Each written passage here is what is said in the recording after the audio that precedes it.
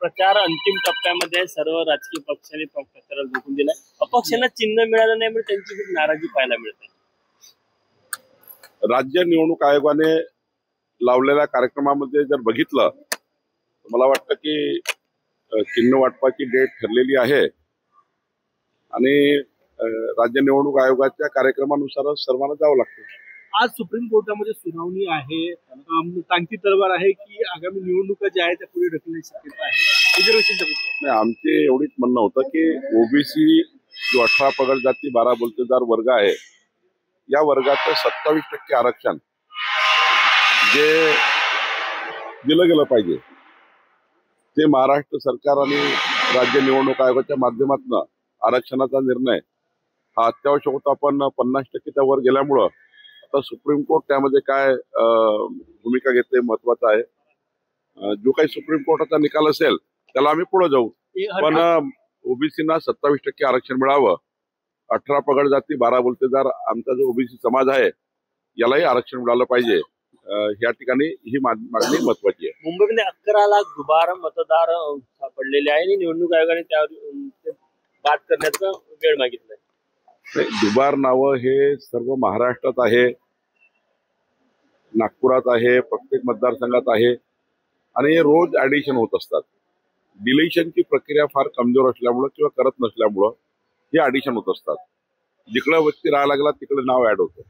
त्यामुळं एकदा जोपर्यंत SIR होत नाही तोपर्यंत हे मला वाटतं की हे दुबार नाव राहतीलच. पण राज्य निवडणूक आयोगाला आमची विनंती आहे, दुबार नाव जरी असले तरी त्यांचं एकच मतदान होऊ शकतं. कारण जेव्हा मतदानाला आपण जातो तेव्हा आपल्याला त्या ठिकाणी निवडणूक आयोग आपल्या बोटावर चिन्ह मारतं. त्यामुळे मला असं वाटतं की डबल मतदान होऊ नये, एकच मतदान व्हावं. संभाजीनगर जमीन घोटाळा प्रकरणी जी अमेडिया कंपनी होती तिला दुसरा नोटीस करता त्यांनी अजून परत मुदतवाढ मागितलेली बेचस होती. थोडे त्यांनी मुदतवाढ मागितली आणि आम्ही जर मुदतवाढ दिली नाही तर त्यांना अजून लिगल पॉईंट मिळतात. एक वेळा आम्ही मुदतवाढ दिली आहे, पुन्हा काही मुदतवाढ देणे काही योग्य होणार नाही. त्यांना नियमाप्रमाणे जावं लागेल. संभाजीनगर फुलंब्रीमध्ये नगराध्यक्ष पदाचा जो उमेदवार होता शिंदे सेनेचा त्यांनी भाजपमध्ये प्रवेश केला. आता काही ठिकाणी सुरू आहे, अनेक ठिकाणी सुरू आहे. म्हणजे भाजपाचा एखादा कार्यकर्ता शिवसेनेत जातोय, शिवसेनेचा कार्यकर्ता भाजपमध्ये येतोय. असे 20-25 उदाहरणं आहे आमच्या विदर्भातही की आमचे कार्यकर्ते काही शिवसेनेवर गेले आहेत, शिवसेनेचे भाजपवर आले. त्यामुळं जेव्हा तिकीट मिळत नाही किंवा तिथे ऑप्शन नसतं तर ऑप्शन लोक शोधत असतात. पण ठीक आहे, भाजप सेना युती आमची मजबूत आहे. निवडणुकीनंतर एकदा आम्ही सर्वांशी चर्चा करू आणि योग्य निर्णय करू. कमळाच्या मागे विकास, काँग्रेसच्या मागे भकास, तुमचं खालचं त्याचा काय अर्थ काढायचा? आता विकसित भारताचा संकल्प मोदीजींनी केला. 2029चा विकसित महाराष्ट्र, 2035चा विकसित महाराष्ट्र, 2047चा विकसित महाराष्ट्राचं व्हिजन माननीय मुख्यमंत्री देवेंद्र फडणवीसजींनी केलं. एकीकडे व्हिजनवर मतं मागतोय, विकासाला मतं मागतोय आणि डबल इंजिन सरकारच विकास करू शकतं. यावर मी असं म्हटलं की काँग्रेस पार्टीकडे फक्त कन्फ्युजनचं राजकारण आहे. जेव्हा जनतेला कन्व्हिन्स करून वोट मागता येत नाही तेव्हा कन्फ्युज करताय. आम्ही कन्व्हिन्स करून विकासाला मत मागतो. समन्वय समितीचे तुम्ही अध्यक्ष आहात. शेवटच्या टप्प्यात मित्रपक्षांचेच आरोप प्रत्यारोप टोकाचे शब्द वापरणं सुरू झालेलं आहे. काय सल्ला देणार तुम्ही? नाही, आम्ही सर्वांनीच निर्णय घेतला आहे. माननीय मुख्यमंत्री देवेंद्र फडणवीसजी, एकनाथ शिंदे, अजितदादा, आम्ही सर्वांनी मित्र पक्षाला कोणी टाकून बोलायचं नाही. महायुतीमध्ये कुठलेही मनभेद होणार नाही याची काळजी आम्ही घ्यायची आहे, सर्वांनीच घ्यायची आहे. आमच्या पक्षाच्या सर्व कार्यकर्त्यांना माननीय रवींद्र चव्हाणजी आमच्या अध्यक्षांनी सूचना दिली आहे की कोणी त्या ठिकाणी चुकीच्या पद्धतीचे स्टेटमेंट करू नका. सभेमध्ये असं वक्तव्य केलं की म्हणजे नगराध्यक्ष निवडून द्या, पट्टे वाटप किंवा घरकुल द्यायची जबाबदारी माझा अधिकार महसूल मंत्री म्हणून मला मुख्यमंत्र्यांनी दिला आहे की राज्यातल्या सर्व नगरपालिका, नगर परिषदा, ग्रामीण भागातले पट्टे वाटप हा अधिकार आमचा नजूलचा आहे. त्या ठिकाणी महसूल मंत्री म्हणून माझ्याकडे आहे. तर निश्चितपणे या निवडणुका झाल्यानंतर सर्व नगरपालिकामध्ये कॅम्प लावून सर्वांचे पट्टे वाटप करण्याचा निर्णय आम्ही करणार, ग्रामीण भागातही करणार. आणि आता तर 15/10/2024च्या पूर्वी खाजगी जे घर आहेत, खाजगी प्लॉटवर घेतलेले, ज्यांनी NA केला नाही, TP केला नाही, भूखंड घेतले आणि त्या ठिकाणी घरं बांधले, त्या गरीब माणसाची घरं आम्ही कायदेशीर करून द्यायचा निर्णय करणार आहोत. तुम्ही प्रलोभन दिलं मतदारांना आकर्षित करणे असं आमचा अजेंडा सांगणं म्हणजे प्रलोभन नाही. हे निवडणुकीत योग्य आहे. याला निवडणूक आयोगाची काही बंधन नसतं. आम्ही सरकारमध्ये आहोत, मंत्री म्हणून मी काय करणार आहे ही जबाबदारी आहे माझ्या सांगण्याची. तुम्हाला अधिकार दिलेला आहे मुख्यमंत्र्यांनी, कारण मी राजस्व मंत्री म्हणून त्या ठिकाणी माझ्या अधिकारात बोलतोय की मला अधिकार प्राप्त आहे, आमच्या खात्याचे अधिकार आहेत आणि त्यामुळं त्याला प्रलोभन नाही आहे. हा विकासाचा एक अजेंडा आहे जो आम्ही जनतेसमोर मांडतोय. काल धनंजय मुंडेंनी सभेत बोलताना वाल्मिक कराडची आठवण केली. वाल्मिक कराड संतोष देशमुख प्रकरणी मुख्य आरोपी आहे. काय वाटतं सगळं?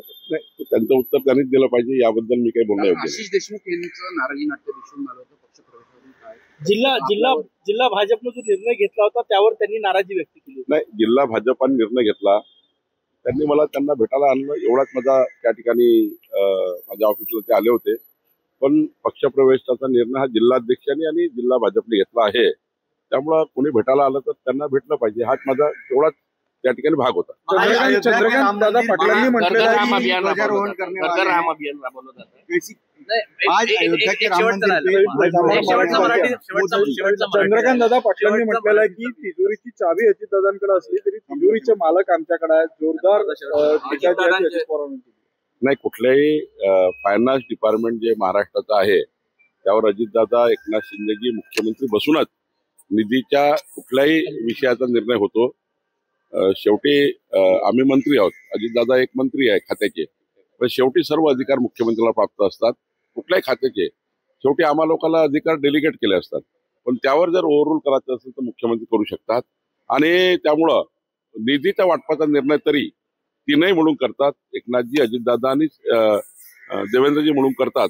त्यावर काही एकटा निर्णय होतो. दादा गटाकडनं जेव्हा प्रचार केला जातो तेव्हा तिजोरीच्या चाव्या आमच्याकडे आहे असाच प्रचार त्यांच्या मंत्र्यांकडनं केला जातो. बरोबर आहे. आता मी म्हणतो की पट्टे वाटपाचा मंत्री मी आहे, आता अजितदादा सांगतात ते बरोबर फायनान्स मिनिस्टर म्हणून सांगितलं असेल, पण ही मात्र गोष्ट खरी आहे की निधीबद्दलचा कुठलाही निर्णय देवेंद्रजी, एकनाथजी, अजितदादा म्हणून करतात.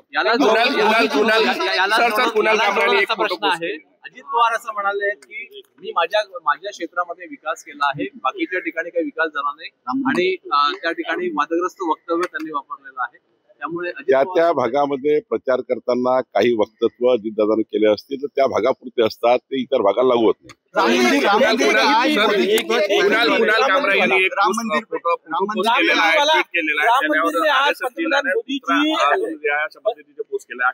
पंतप्रधान नरेंद्र मोदीजी असे जर आक्षेपार्ह पोस्ट टाकले असतील तर पोलीस कारवाई करतील, आम्ही त्यांना पोलिसांना देऊ. राम मंदिर के ऊपर आज मोदी जी ध्वजारोहण करने वाले हैं, कैसे देखते हैं? पूरा काम पूरा हो गया. 140 करोड़ भारतीय का अयोध्या का राम मंदिर, ये हमारे सबकी हृदय की आस्था की भावना है.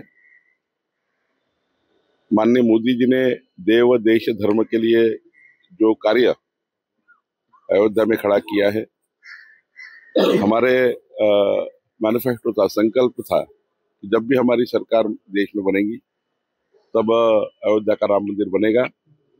माननीय मोदी जी ने भारतीय जनता पार्टी का संकल्प पूरा किया और मुझे इस बात का आनंद है कि आज मोदी जी वहां जाकर पूरा रोशनाई कर रहे हैं.